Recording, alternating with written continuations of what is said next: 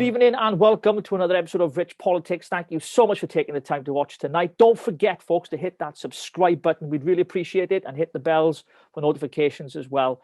And what a night we got in store tonight. I'm speaking with a good friend of mine. His name is Ceirion H. Dewar. He's a political advisor and he is a contributor to Onyx News in the USA, covering a whole range of topics and specifically in the area of politics. And he joins me now. Good evening, Ceirion Dewar. How are you, sir?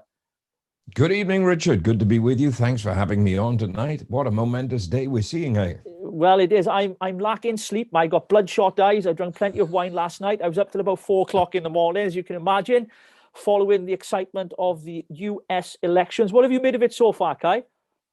Well, I could give you the truthful version or the tactful version. Tactfully, I would say this is turning out to be quite an interesting, and it will be a nail-biting race. Truthfully, though, what a shambolic way to run a presidential election. I mean, could you imagine running the general election and selecting a prime minister in the United Kingdom the way that they do in America? Lord help us. Yeah, I think some of our viewers might be a bit confused because, of course, we know it's very different in the US compared to the elections over here, you know, with the electoral vote and the popular vote and, you know, voting by state. I mean, each state is such a large part of the whole of the USA, and you know it's a lot different to the UK.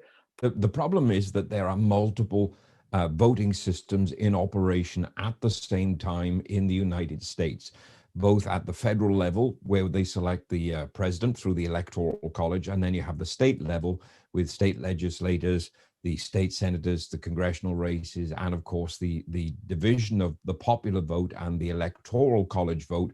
That means that whoever is the winner of the popular vote may well not be the next president of the United States. Now, you've lost me and probably some of our viewers already, right? I know I do follow the kind of how it kind of works, but you know, we have first past the post and proportional representation in Wales, as you know, different to UK government. But literally just paint a picture, because coming up on the screen now, we're going to show a map to date, actually right up to date of what's going on right now, and the key states, obviously, in the swing states. And we can see that there are 6 states that have closed their voting. What's all that about, Kai? Because obviously, clearly, you know, we want to get a result. The people in the US want a result. I mean, I'm not an expert on US politics, but I kind of find it frustrating when we don't get a result after all the kind of razzmatazz of the campaigning we've seen. Well, a lot of that is to do with the absentee ballot and the early voting. Remember, some states allow voting up to 6 weeks before election day. And as in the case with Pennsylvania, they are allowing ballots to be counted for up to 3 days, although at one point they were trying to get 9 days after the polls have closed. The problem with this, the system is that there isn't one generic system of whoever wins the most votes wins, which is how we know elections work in the United Kingdom. And of course, we have almost like some of the state legislator electoral college vote system with the proportional representation that we have in Wales, whereas if you win a certain a percentage of the vote, you can get members elected on the regional list for the Welsh Assembly. The biggest confusion arises from watching these small numbers. Remember, it's 270 votes is what gets you the Electoral College, gets you the White House. And for all of the states that are in play right now, most of the day, it looks like President Trump may well win 4, possibly 5 of the key states that he needs to win, which will put him past the required number of electoral votes, back again, re-elected in the White House, with Biden, of course, winning the popular vote, as it seems at the moment. We forget that in 2016, long after the voting was finished, everything that was counted, and it was certified, which means all of the ineligible ballots were discounted from the final totals.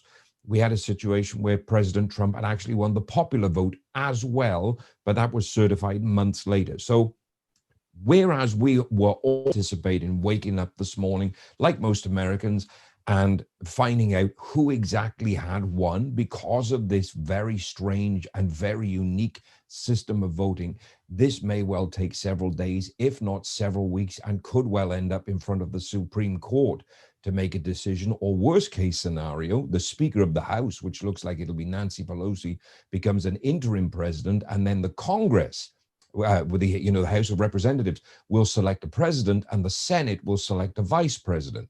So there's still much to play for in this election, Well, and I don't think we'll see a result before Friday. No, but the Congress is still, by the looks of it, they're heading for a majority of Democrats, aren't they? My understanding. I think also what I'd like to ask you a little bit about some of the coverage. A lot of the pollsters have got this drastically wrong, from what I've experienced and seen over the last 24 hours. What do you think about some of those predictions and also the coverage by the mainstream media around the whole election campaign? Well, the polls once again have proven that they're inaccurate. The difficulty with polls is the kind of people that you poll, and the pool of those willing to answer the questions that you go to. And what we tend to find is various media networks, various polling outlets, they pool within their proposed demographic of voters. So the polls can be swayed in one way or another. I mean, at one point we had Biden up 12 points on Trump. Other polls had him at a 96.4% chance of winning, 96 to Trump's 4. And here we get it now. The polls were completely wrong, made a complete hash of it. And somebody has got to sit down between now and the midterms, now and the next general election in the United States, and look at exactly how they do poll and exactly how is it that some are able to go find these hidden voices, the silent majority, as the Trump campaign has called them, to find the votes that they need. Yet other media outlets, other polling agencies have deliberately ignored them. Now, that said, the deliberate ignorance leads directly into the media representation of the election, because we have seen a huge attempt by mainstream media and by social media to sway the balance of an election towards one candidate, that being former Vice President Joe Biden. And the bias that has been shown across America by the media outlets has been unbelievable in what we in this country, in the United Kingdom, would look at as a deliberate attempt to influence an election, which in the United Kingdom is illegal. You cannot take measures. And they've come up with all manner of things, of misinformation campaigns, spreading false rumors and false stories about Russian interference again, and then Chinese interference. Well, I noticed, sorry, Bess, to interrupt you there. I noticed that even Trump's own Twitter account had been put on a kind of a hold. Even early hours this morning, actually, Twitter put a kind of a box up and said, this might not be true. Given our policy on elections, it might be misleading. And that was on one of Trump's tweets in relation to what we're going to come to in a few moments. Trump calling for a stop for the count on votes coming in. The narrative of the mainstream media has simply been, Biden is ahead, Biden's going to win, it's a done conclusion. That's pretty much what we've been seeing, isn't it? Very much so.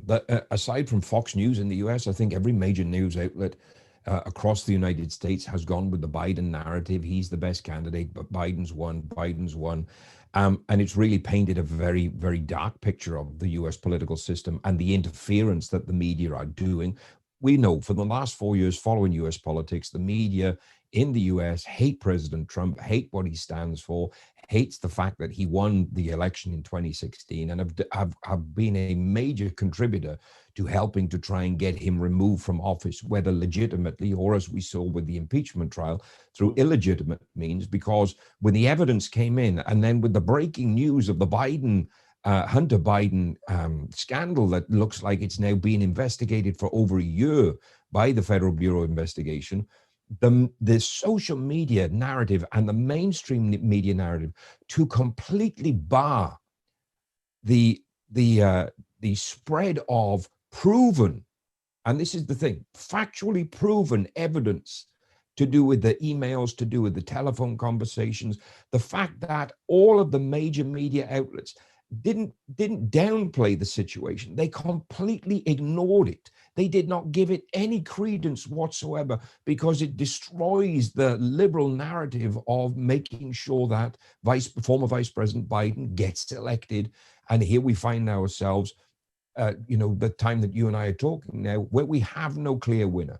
There isn't a deciding outcome like we would expect in the United Kingdom to wake up and find out who the next prime minister is. We could be waiting days, if not months, to find out whether or not it's President Trump or President Biden that goes into the White House in January.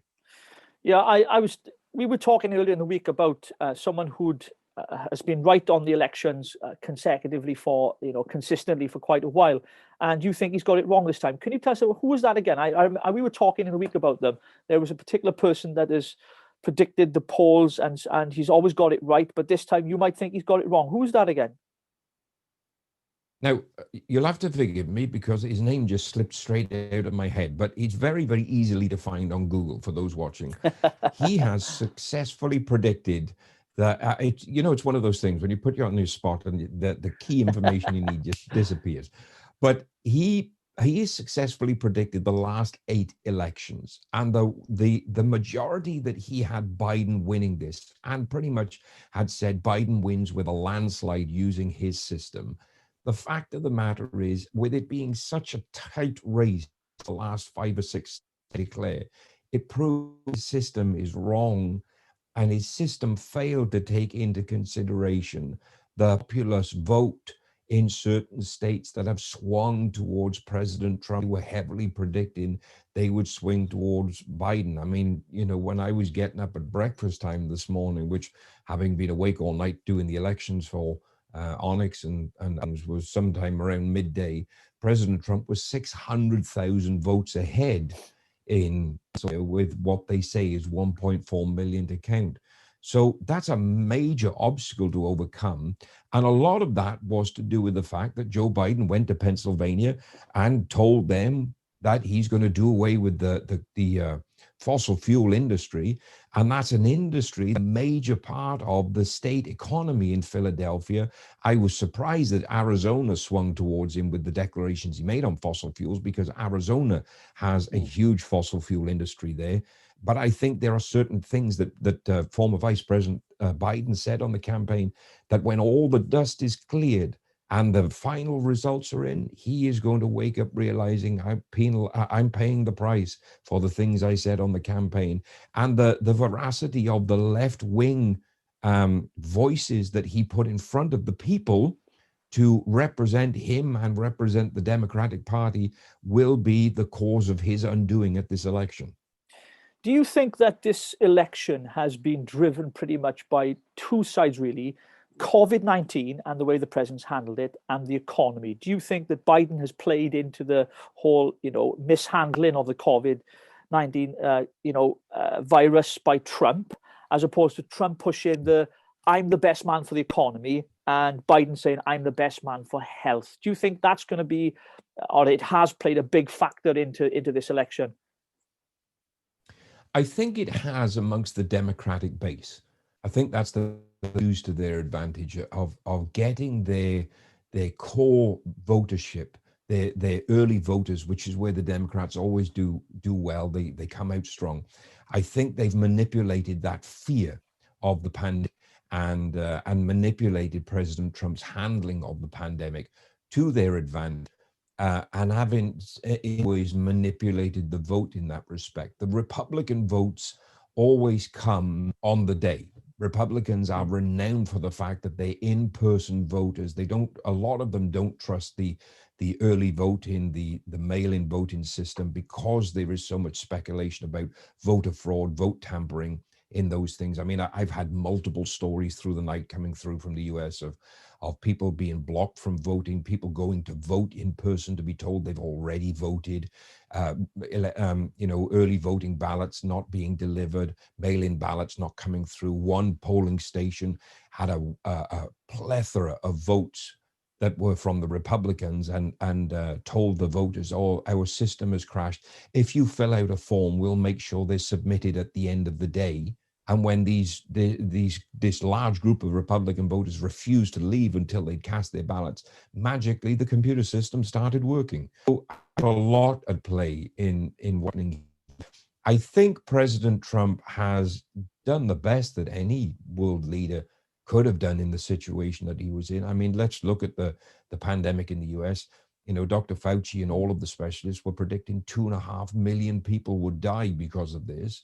And it's less than 10% of that. So they're overestimating. Now, to me, it's not even an overestimation. They're pretty much guesstimating on academic models. The problem is academic models are in a specific set of criteria and circumstances that don't take into consideration the resilience of the individual, the fact that, you know, America responded with various forms of lockdown across numerous states to try and slow down the spread of COVID-19.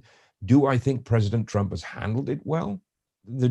To me, the jury's out on that. I think he's done as best he could, given that no matter what he did from the Democratic narrative, it was always going to be the wrong thing. He could have been the greatest, and one person died, and the Democrats would have played it the fact that he's killed one person because of the way that they've played this narrative. President Trump apparently is single-handedly responsible for 200,000 plus people dying from COVID-19. So I think what we're seeing, a lot of people going against the tide, against the narrative that's been pushed forward. But in these key states, it's those early ballots that have still left to be counted that are going to play a big part in determining the outcome of the election.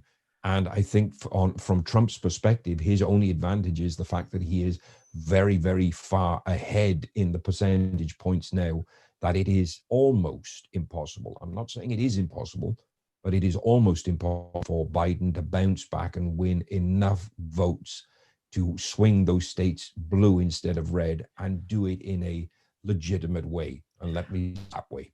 Well, good. Thank you for that quite exhaustive response, Guy. I really appreciate it. Just on that, actually, moving it forward slightly. I mean, of course, you know, we're all waiting with anticipation. When do you think we will eventually know who the next president of the United States will be? That's the first question. And if I can just put the second one in as well. Given that Trump has already made a statement from the White House last night or this morning, I can't remember the time zone, I'm all over the place at the minute, where he's going to take this to the Supreme Court because he believes that there's been fraudulent activity within the voting system, which is a direct attack on US democracy. Those two areas, really, I think they both combine together. You know, could we be seeing a hindrance to the actual result because of Trump's announcement of bringing the Supreme Court into it? If not, when will we know who the next president of the United States will be? I think if Trump carries Georgia and carries Pennsylvania, we'll know within the next 12 hours who's won the White House. I think if Pennsylvania ends up becoming contested, particularly in the area of the mail-in and early ballots, it's going to be possibly Friday at the earliest before we know who has won the election. Nevada is a state that is still outstanding, and for some reason they've decided to stop counting ballots and won't resume until Thursday, tomorrow. So, it's mental the way that they do it. So I'm anticipating if there's going to be a clear winner, I think it'll be let me put it this way. I think weekend we'll know who's won initially. I do think that there will be legal challenges on both sides. And I think that sometime before December the 8th, which is the date for the submission of the Electoral College, that we may well see who's finally going to emerge as president. So this, to me, this is probably going to take at least a month to resolve if there's no clear winner in Georgia, in Pennsylvania, and a few of the other states still left outstanding. And finally, the final question, because our time is almost up. Kai, I really appreciate you coming on Rich Politics tonight. Finally, if Biden wins, should Biden win, what do you think that will mean for us here in the UK? First question, I'm putting two together for you. And secondly, if Trump wins, what would that mean for us here in the UK? Well, the answer to that is simple. I can answer it in one statement. I think the UK would welcome Trump as president and be very anti-Biden being president because of their stance on the trade agreement that we need after the 31st of December this year, when all of the Brexit debacle is finally concluded. Trump is much in our favor. Biden is adamant that we're going to the back of the queue, just like Obama was in power, and trying to swing the Brexit vote in favor of the European Union. So I think it's, from the British perspective, we're better off with Trump being in the White House than we are with Biden. That said, early indications from today's markets, both in London and New York, as they're beginning to open, were the fact that the markets have selected Trump as the better candidate for economic reasons, for the United States and for future dealings with the United Kingdom. So the money people are saying that Trump is the guy that we need, not Biden. And finally, Nigel Farage has put a 10 grand bet down, 15-8 on Donald Trump to win. Is his money safe? I think when all of it's said and done, Nigel will have the wonderful benefit of picking up some 28,000, I think, by those odds, and would have made this trip to the United States profitable. Well, Kai, thank you so much for taking the time to be with us tonight. Political advisor and a contributor to Onyx News there in the USA. And to all of our viewers, thank you so much for tuning in to a Wednesday night off the cuff with me, your host, Richard Taylor, here on Rich Politics. Don't forget, we'll be back on Friday. Don't forget to hit that subscribe button, and I'll catch you soon on Rich Politics.